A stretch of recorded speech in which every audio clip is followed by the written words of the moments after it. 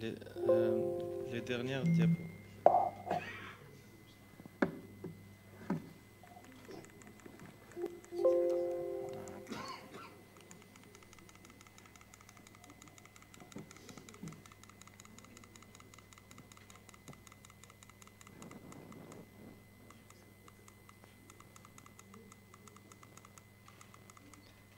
Voilà.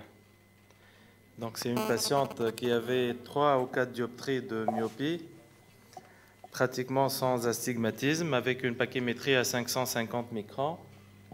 Donc ça, c'est la topographie préopératoire. Donc qu'est-ce que vous en pensez? Bon, que j'ai opéré en LASIK, c'est des topographies pour moi strictement normales. Kératométrie basse, différence kératométrique entre la partie supérieure et inférieure qui ne dépasse pas les 0,3 dioptries. Il n'y a pas une angulation. Bon, le seul problème, c'est l'axe qui n'est pas... C'est-à-dire, il n'y a pas de symétrie au niveau de l'axe. Oui. Il n'y a pas d'énantiomorphisme. Et là, elle revient 5 ans après, 5 ans. Et c'est une patiente qui a 35 ans. Avec cette topographie. Une pachymétrie à 550. Ça a été fait au femtoseconde. Au femtoseconde, oui. Ça fait partie des cas inexpliqués. Et ça, c'est un autre patient. Mais là, sincèrement, peut-être que j'aurais pas dû opérer. Là, c'est... Parce que sur l'œil gauche, c'est assez suspect. Il y a une petite angulation excessive sur l'astigmatisme, c'est-à-dire un petit astigmatisme en J. Et là, il développe une ectasie 1 mois et demi après. Il a été fait pour, je pense que... Oui.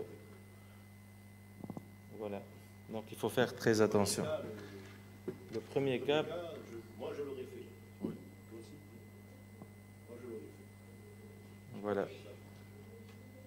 Il y a des cas inexpliqués. Celui-là, tu sais, il avait 600 microns de pachymétrie. En fait, c'est le pourcentage de tissu altéré par rapport à la... Non, non, là, c'est une faute d'inattention. Moins 6, avec un astigmatisme de 2 dioptries, je pense. Là, la topo est suspecte. Elle est suspecte, oui. Voilà, donc il faut faire très attention. Oui. 6 dioptries et 2 dioptries de cylindre. Oui, peut-être. PKR mytho ou PKR sans mytho. Alain, qu'est-ce que vous en pensez?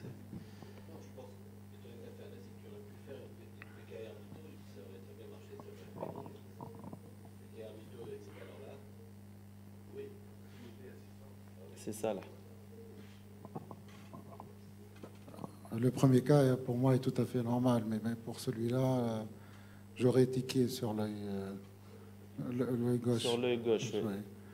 Disons, pour revenir à cette histoire d'ectasie cornéenne, il y a une très belle étude où ils ont revu, je crois, 12 000 topographies préopératoires de LASIK. Et alors, ils ont trouvé que s'il y avait une topographie suspecte, le risque était à peu près de 7%. Alors que si la topographie est normale, comme le cas que tu viens de présenter, le risque, il est de 1 sur 4000 ou quelque chose comme ça. Donc, il existe, mais il est très faible. Donc, mais la limite entre topo normale et suspecte, parfois, elle est...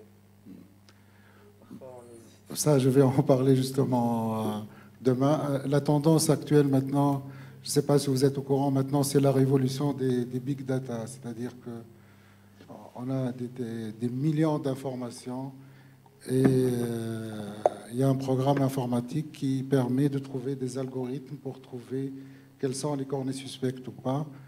Et actuellement, il y a un consensus des experts qu'on a besoin d'un système expert qui tient non seulement de la topographie, mais d'autres facteurs, l'âge, l'hérédité, beaucoup d'autres facteurs. Et avec ces systèmes experts, quand ils seront disponibles,